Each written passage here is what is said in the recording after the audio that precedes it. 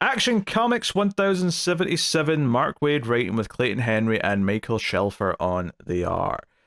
So, yeah, this weekly stories progressed again, where obviously they introduced the threat that our sun's starting to be consumed and everyone's Mm-hmm. life on Earth is in danger. But this issue, Aether dies seemingly, which I was not Yeah. expecting this early. But No. basically, he gets so big that he starts to have his own magnetic field, his own Mm-hmm. gravity, I should say, Yep. and Gravity he field. sucks in a bunch of just rock and matter in the Phantom Zone, Mm-hmm. seemingly till he dies. So Now, do we think this will give him ethereal form outside, and that's maybe where he went? I don't know. Right. It Uh. depends. If I mean, it's still got 4 issues left, so I suspect we still need a villain of some. If next issue was Yeah. the last issue, I'd say nah. It's probably just going to be them dealing with this crisis and somehow Uh-huh. stopping the sun from doing what it's doing. Mm-hmm. But because we have 4 issues left, I feel like nah, there probably still has to be a villain of some sort. So I suspect Yeah. he's going to somehow pop up again, even if his physical body's went by the Because wayside. as he's getting bombarded by all these rocks, right? He starts yelling, "I repent, please! I allowed my pride to. I repent." Right.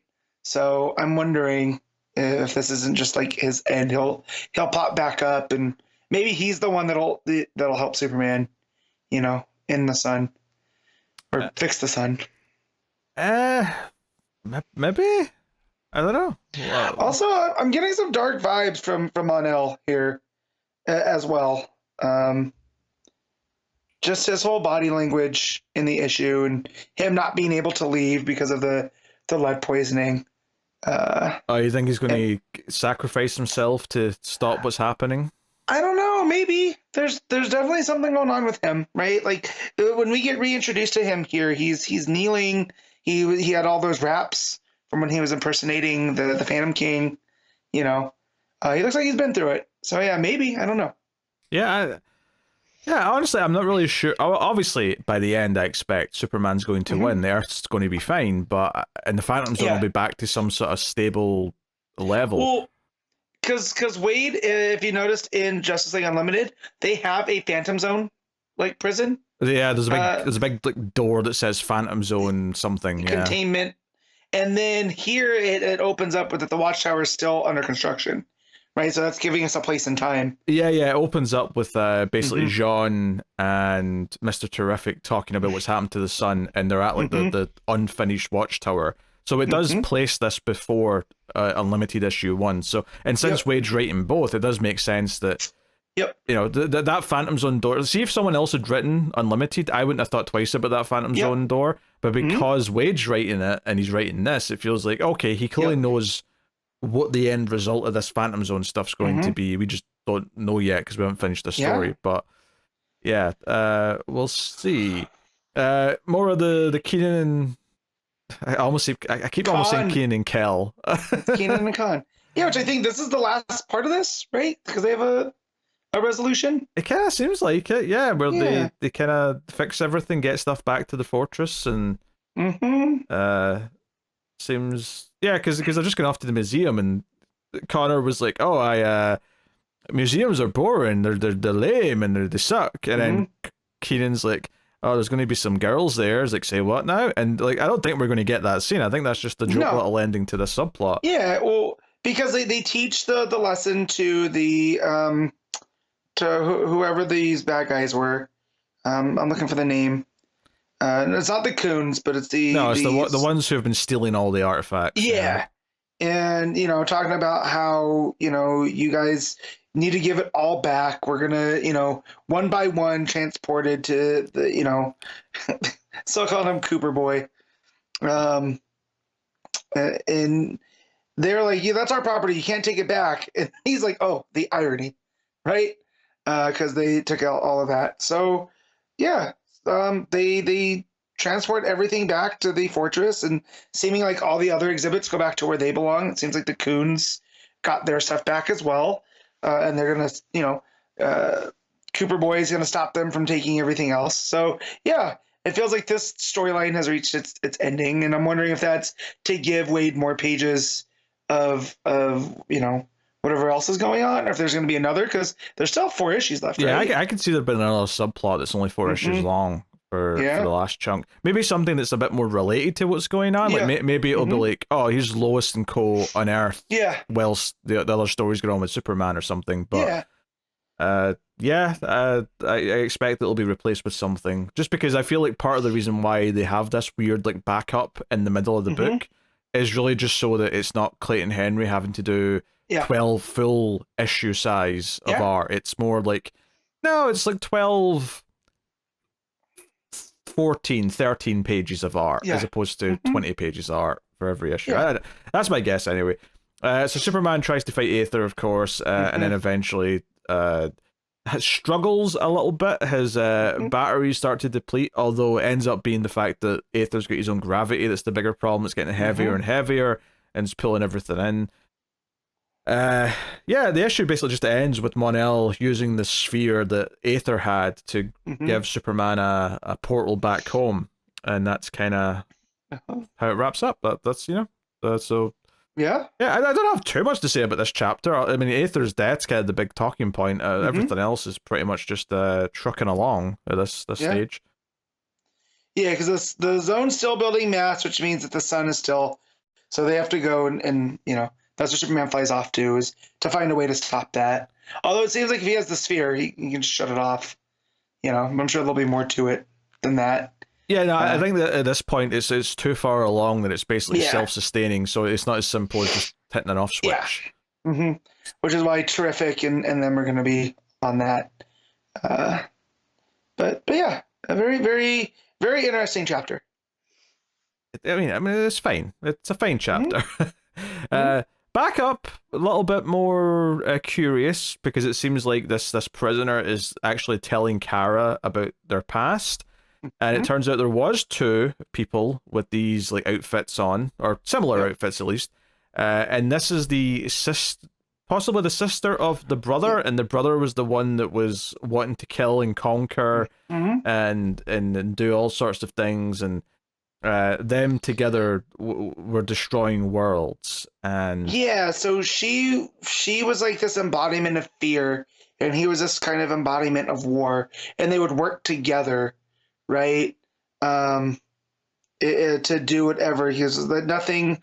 The brother's like, there's nothing but us two, and they were just essentially going through and destroying planets, right? They're almost like these 2 living versions of, not entropy, because entropy is a natural, right? But it's almost like they're representative of conquest. I think, to be specific, I think he was like he was I think she says at one point like he was rage and she was fear, and the fear would feed the rage, and the rage would make her scared. So it would be this like fulfilling cycle that would be never ending. At the end, Kara's like, hey, like how do you destroy a world? And she's like, how does anyone rage? And you see like Kara in these scenarios where like Crypto's like lying dead and she's like fighting off people and getting angry, or she's about to decapitate someone at the beach. You don't remember any of this? Is all from Women of Tomorrow. I didn't recognize the Crypto part. I recognized the bit in the beach from Women of Tomorrow. Yeah, well, remember, that's why she goes off, is that Crypto was poisoned. Yeah, I just don't remember that specific panel. But I guess that's interesting that this is actually following up on that. And I'm wondering if this is why Kara was chosen for this, right? Because she knows what it's like to go through all of this. Because I was feeling like this was not reminiscent of Women of Tomorrow, but it definitely feels like... I mean, it's Kara in space, if nothing else, so there's a little bit of a through line there. But it's like her kind of Odyssey story, but there's definitely some inspiration I feel like Tamaki was taking from it. So to tie it here, to show those parallels that Kara's been through the rage and she understands this on a different level than most. There was nothing in Women of Tomorrow that necessarily made it not canon, I don't think. But this is kind of like them saying, no, it happened, it was canon, you know, and that's because that's Superman in the main continuity sent Kara off in this mission, and now it's referencing back to Women of Tomorrow. But like because not only did I recognize the scene in the beach, her costume's also a little bit different on that beach scene, because it's the costume she had in that book. Mm-hmm. Yeah. So yeah, she says, he is the rage, I am the fear. I am the catalyst it brings with me, and my fear feeds him, and rage Mm-hmm. keeps the fear alive, and it's never-ending cycle of rage and fear. But Mm-hmm. basically, yeah, the end of it is like, she did stab her brother and Yeah. ran, and it destroyed a planet, right? Uh-huh. And then she's like, "Hey, you were sent to kill me," and Kara's like, "No, that's not my mission. I'm not here to kill you." Mm-hmm. And she's like, "Well, it must be, right? I will give Mm-hmm. you no choice," which makes me wonder, what is this being going to do to force Kara into doing this? Right. Because this being is basically, no, I am the destroyer of worlds. I need to die, or I'm going to keep Yes. destroying worlds. It's just my way. Mm-hmm. Because when she says, I ran, but nothing can destroy him, and now I know I will never truly escape him. So that's her escape, right? Is if Kara kills her, then she can be free of this, right? But that's not why Kara's here.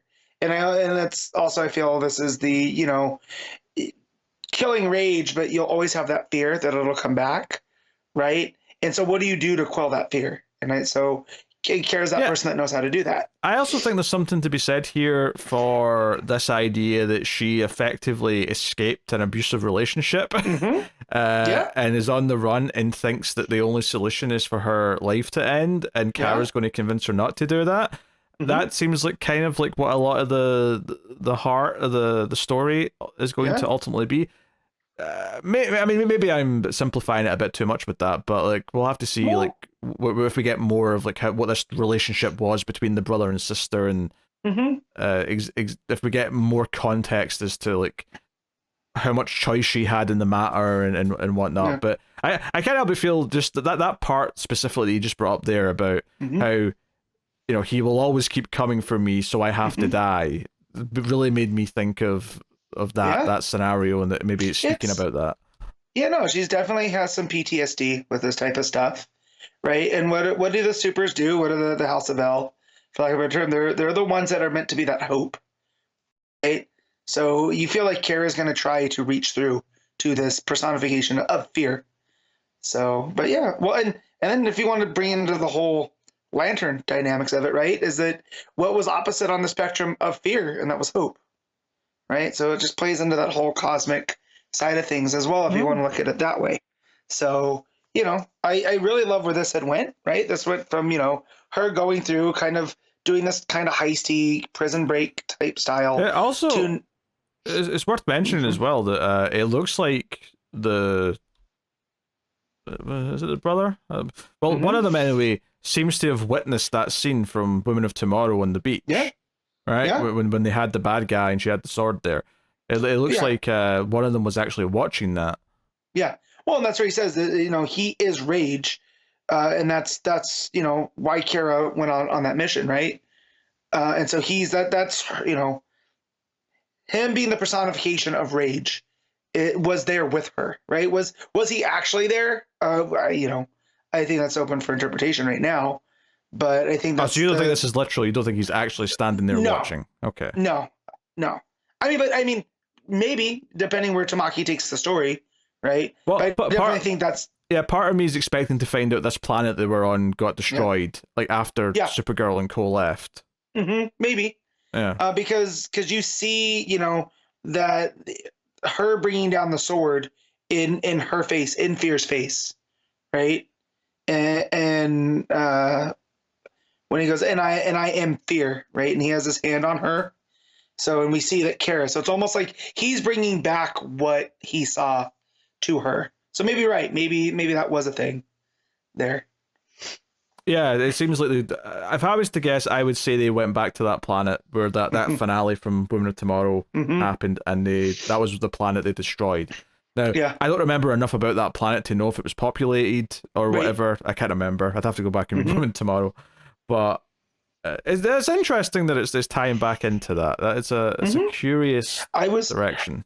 Yeah, I got to that page and went, this is Women of Tomorrow. I was surprised that that's the direction we were heading. Well, I think, Joe, it was. I think when I got to that page, I thought this was showing things from like Kara's future. So at first it never clicked for me. It was the scene on the beach at the bottom that made me go, wait a minute. I know who that character is in the background. I know who this is. Like, I remember this scene. So, yeah, very, very interesting direction. This backup's definitely kept surprising me. If anything, the only issue with it is that it's a backup and we only get 8 pages at a time. Yeah. When I would really maybe would have enjoyed it more if it was just like maybe 3, bigger issues. But yeah, however they choose to collect this, I'm gonna want to pick it up to have it like I have Woman of Tomorrow, right? Because it is a nice, solo Supergirl story. I mean, it'll be about the size of like 5 regular issues once you add it all together. Yeah. Assuming it's 12 parts, which I think it is. So yeah, that's enough for a trade. Yeah, that's enough for its own trade. Yeah. No.